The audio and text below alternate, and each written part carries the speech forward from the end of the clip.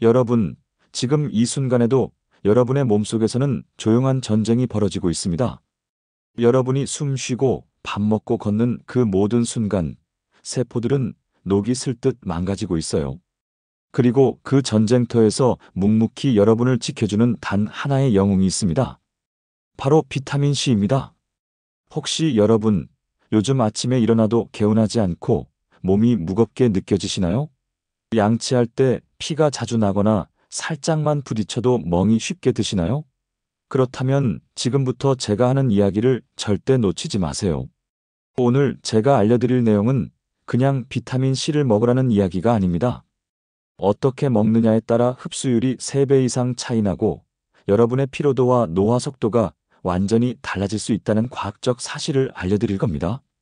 실제로 저희 병원에 오시는 환자분들 중에서도 비타민 C 하나만 제대로 드셨는데 만성 피로에서 벗어나신 분들이 정말 많거든요.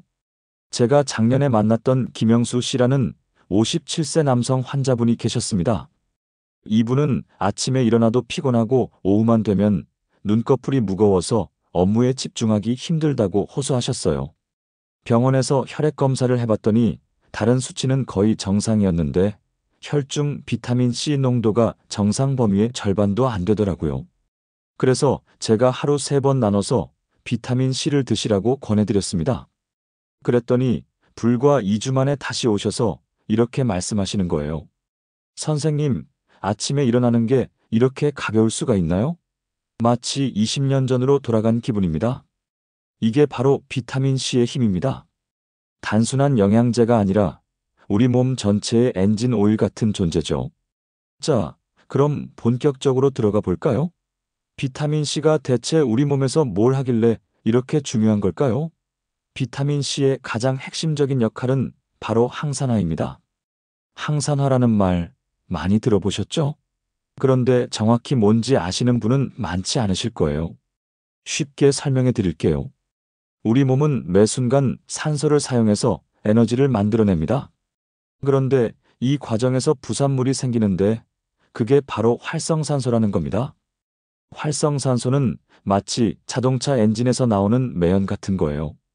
이게 몸속에 쌓이면 세포가 녹슬듯이 손상되고 염증이 생기고 결국 노화와 각종 질병의 원인이 됩니다. 여기서 비타민 C가 등장하는 겁니다. 비타민 C는 이 활성산소를 붙잡아서 중화시키는 소방수 역할을 해요. 불이 번지기 전에 확 잡아버리는 거죠. 실제로 하버드 의과대학에서 진행한 대규모 연구를 보면요.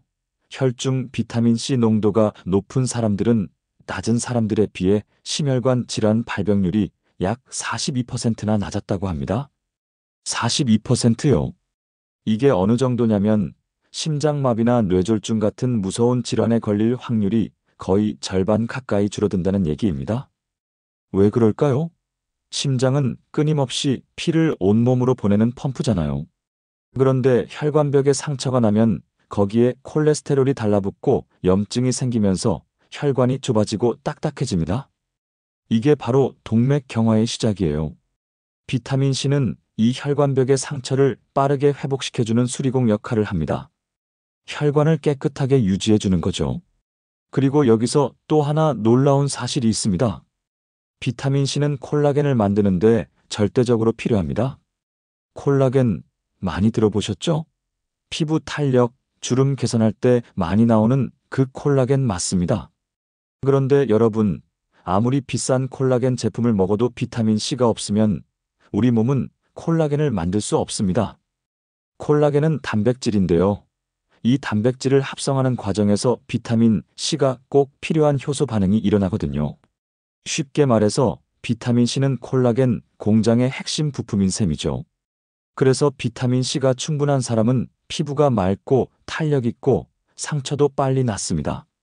이건 단순히 겉모습만 좋아지는 게 아니라 몸속 세포 재생 속도 자체가 달라진다는 의미입니다. 그런데 비타민 C의 역할은 여기서 끝이 아닙니다. 우리 뇌에서도 비타민 C는 엄청나게 중요한 역할을 합니다. 우리 뇌는 몸무게의 2%밖에 안 되는데 전체 산소의 20%를 사용합니다. 그만큼 산화 스트레스가 심하다는 거예요. 뇌는 항상 산소를 엄청나게 쓰면서 동시에 활성산소도 많이 만들어내거든요. 이때 비타민C가 뇌 속에서 항산화제로 작동하면서 신경세포를 보호합니다. 실제로 알츠하이머나 치매 초기 환자들을 조사해보면 혈중 비타민C 농도가 정상인보다 현저히 낮게 나오는 경우가 많습니다. 미국의 한 신경과 전문의 연구팀이 발표한 논문에 따르면 65세 이상 노인들 중 비타민 C를 꾸준히 섭취한 그룹은 그렇지 않은 그룹에 비해 인지 기능 저하 속도가 약 30% 느렸다고 합니다. 자, 그럼 이제 질문이 하나 생깁니다. 비타민 C가 이렇게 중요하다면 부족할 때 우리 몸은 어떤 신호를 보낼까요? 사실 처음에는 그냥 피곤하다고만 느껴집니다. 그런데 시간이 지나면 몸 곳곳에서 이상 신호가 나타나기 시작해요. 첫 번째 신호는 바로 잇몸입니다. 양치질할 때 피가 자주 나거나 잇몸이 붓고 치아 사이가 헐거워지는 느낌이 든다면 이건 비타민 C 부족으로 콜라겐 합성이 떨어져서 잇몸 조직이 약해진 겁니다. 실제로 옛날에 항해사들이 괴혈병이라는 병에 걸렸던 이유가 바로 비타민 C 부족 때문이었어요. 잇몸에서 피가 나고 치아가 빠지고 상처가 아물지 않았죠. 요즘에는 괴혈병까지 가는 경우는 거의 없지만 가볍게 잇몸 출혈이 생기는 정도는 충분히 나타날 수 있습니다. 두 번째 신호는 멍이 쉽게 생기는 현상입니다. 살짝 부딪혔을 뿐인데 멍이 크게 들고 오래 가거나 색깔이 진하게 남는다면 이건 모세혈관이 약해졌다는 신호입니다. 모세혈관 벽도 콜라겐으로 이루어져 있거든요. 비타민C가 부족하면 혈관벽이 약해져서 작은 충격에도 피가 새어나와 멍이 생기는 거예요. 저희 병원에 오신 43세 남성분이 있었는데 최근에 팔다리에 멍이 자주 든다며 혹시 혈액 질환이 아니냐고 걱정하며 오셨어요. 검사해보니 혈소판 수치는 정상이었고 비타민C 수치만 낮았습니다. 비타민C를 보충하니 2주 만에 멍이 드는 횟수가 확연히 줄었죠. 세 번째 신호는 상처 회복이 느려지는 겁니다. 작은 상처가 났는데 며칠씩 아물지 않고 딱지가 생겼다 벗겨지길 반복한다면 조직 재생에 필요한 단백질을 만드는 핵심 조력자인 비타민 C가 부족한 상태입니다. 특히 손등이나 팔뚝 피부가 거칠어지고 윤기가 사라진다면 이건 수분 부족이 아니라 세포 재생 자체가 멈춘 상태일 가능성이 큽니다. 그리고 네 번째, 아무리 잠을 자도 개운하지 않고 몸이 늘 무겁다면 이것도 비타민 C 부족의 신호일 수 있습니다. 세포가 에너지를 만드는 과정에서 비타민 C가 도와주는 역할이 있거든요. 이게 부족하면 연료 효율이 떨어져서 계속 피곤한 거죠. 특히 50대 이후는 더욱 조심해야 합니다. 나이가 들면 몸속의 비타민 C를 저장하는 능력이 떨어지고 흡수율도 낮아집니다. 젊을 때는 몸에 비타민 C를 어느 정도 저장해 뒀다가 필요할 때 꺼내 쓸 수 있는데 나이 들면 그 저장고 자체가 작아지는 거예요. 그래서 50대 이후에는 젊을 때보다 훨씬 더 신경 써서 비타민 C를 섭취해야 합니다.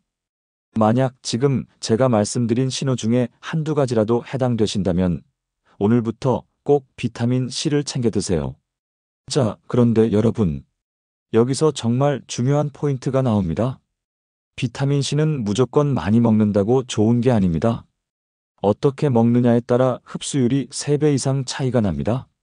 제가 지금부터 말씀드리는 내용은 정말 꼼꼼히 들으셔야 해요.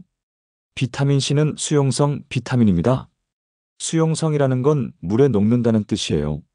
그래서 지용성 비타민처럼 몸에 오래 저장되지 않습니다. 먹고 나면 두세 시간 안에 혈중 농도가 확 올라갔다가 빠르게 떨어지면서 대부분 소변으로 배출돼요.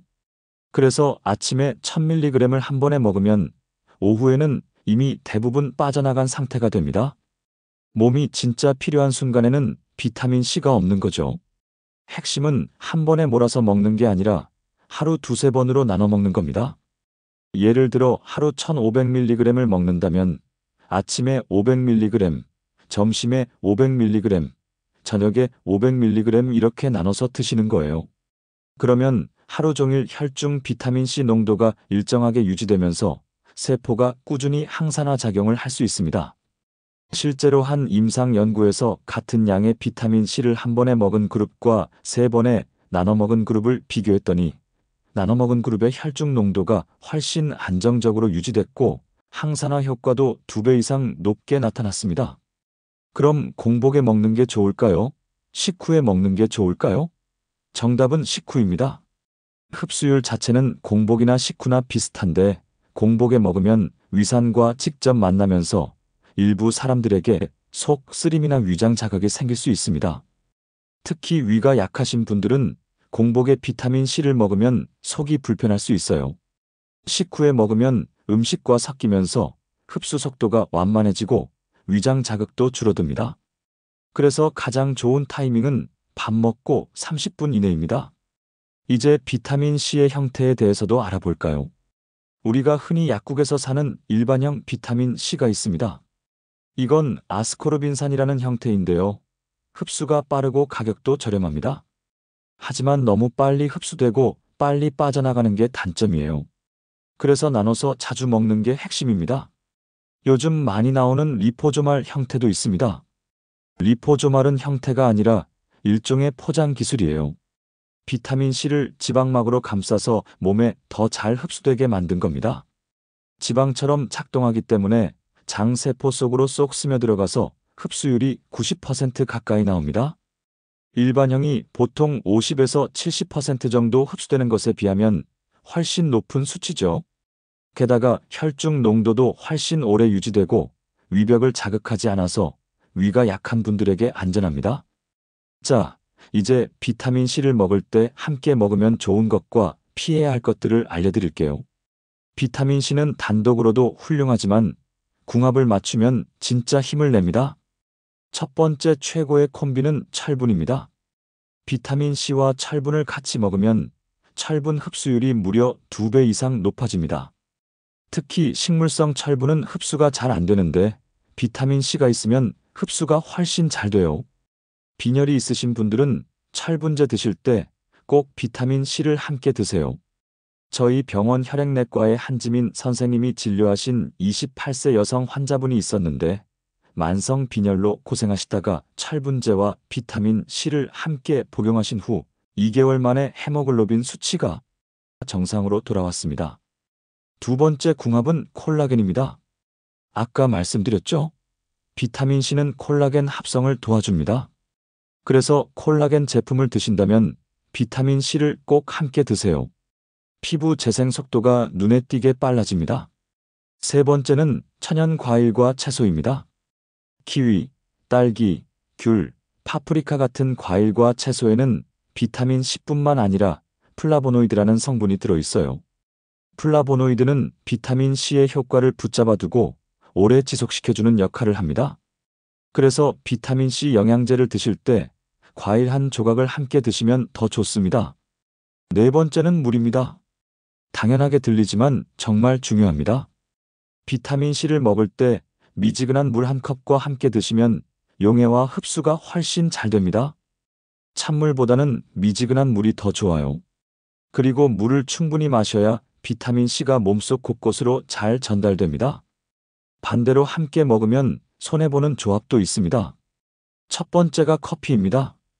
비타민C를 먹고 바로 커피를 마시면 카페인이 심장을 자극해서 혈액순환이 빨라지면서 비타민C가 빨리 배출됩니다. 적어도 비타민C 복용 후 1시간은 커피를 피하세요. 녹차, 홍차도 마찬가지입니다. 두 번째는 탄산음료와 인스턴트 음식입니다.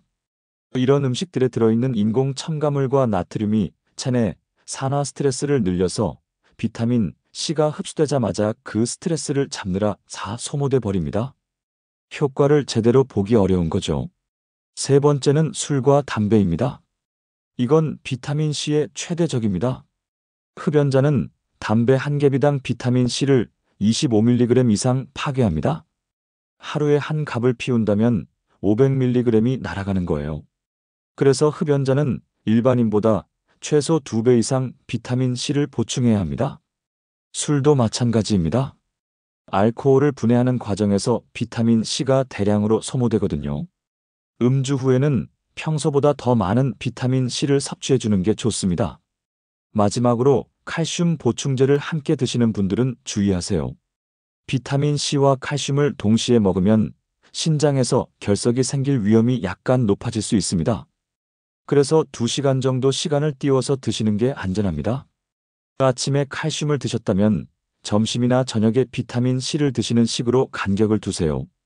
자, 이제 이 모든 것을 종합해서 시간대별로 어떻게 먹어야 하는지 구체적으로 알려드릴게요. 저희 병원에서 환자분들에게 권해드리는 루틴입니다. 먼저 아침입니다. 아침은 활력 충전의 골든 타임이에요.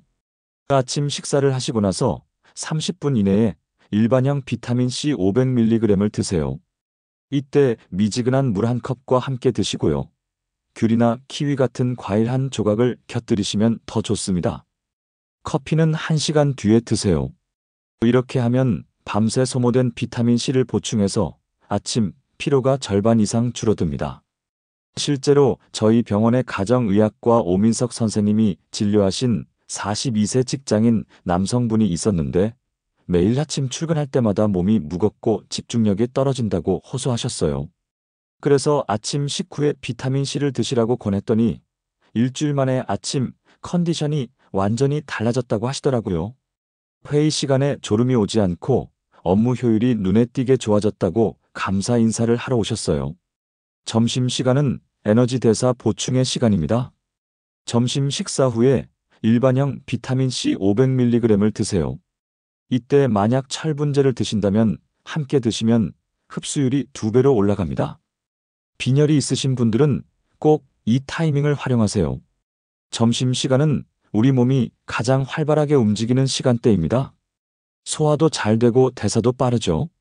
이때 비타민 C를 보충하면 세포의 에너지 생산이 효율적으로 이루어지고 오후 피로를 확실히 줄일 수 있습니다.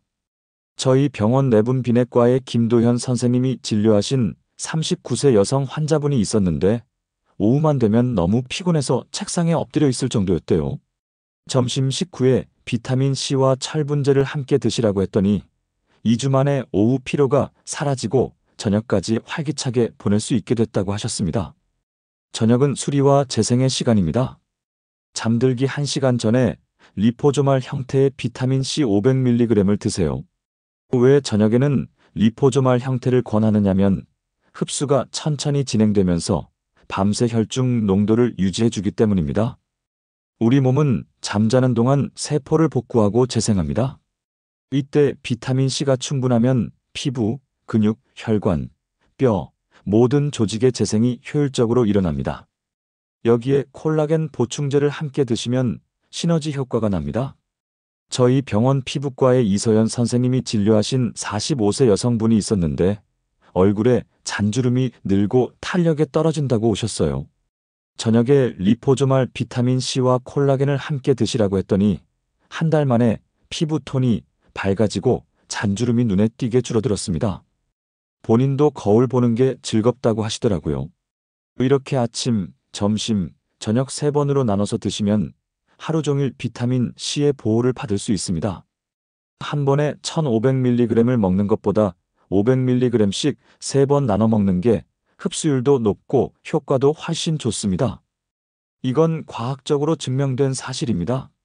실제로 한 연구에서 같은 양을 한 번에 먹은 사람과 3번에 나눠 먹은 사람의 혈중 농도를 24시간 동안 측정했더니 나눠 먹은 사람이 항산화 능력이 3배 가까이 높게 나타났습니다. 그런데 여기서 주의할 점이 있습니다. 모든 사람이 똑같은 양을 먹어야 하는 건 아닙니다. 개인의 건강 상태에 따라 용량을 조절해야 해요. 신장 질환이 있으신 분들은 하루 1000mg 정도로 제한하시는 게 안전합니다. 비타민 C가 몸에서 대사되면서 수산이라는 물질이 생기는데 신장 기능이 약한 분들은 이게 쌓여서 결석이 생길 위험이 있거든요. 그래서 만성 신부전이나 신장 결석 병력이 있으신 분들은 의사와 상담 후에 드세요. 저희 병원 신장내과의 박준호 선생님이 진료하신 환자분 중에 신장 결석 병력이 있으신 분이 건강을 위해 비타민 C를 하루 2000mg씩 드셨다가 결석이 재발한 경우가 있었어요. 그래서 용량을 1000mg으로 줄이고 물을 충분히 드시라고 했더니 문제없이 잘 드실 수 있었습니다. 반대로 흡연이나 음주가 잦은 분들은 하루 2000mg 정도는 안전하게 드셔도 괜찮습니다. 아까 말씀드렸죠? 담배 한 개비당 25mg씩 파괴되기 때문에 더 많이 보충해야 합니다. 저희 병원 호흡기내과의 신유진 선생님이 진료하신 53세 남성 흡연자분이 있었는데 만성기관지염으로 고생하시다가 금연과 함께 비타민 C를 하루 2000mg씩 드셨어요. 6개월 후에 폐 기능 검사를 했을 때 확실히 개선됐고 기침도 많이 줄었습니다. 당뇨병이 있으신 분들은 리포조말보다는 일반 비타민 C 형태가 더 안정적일 수 있습니다.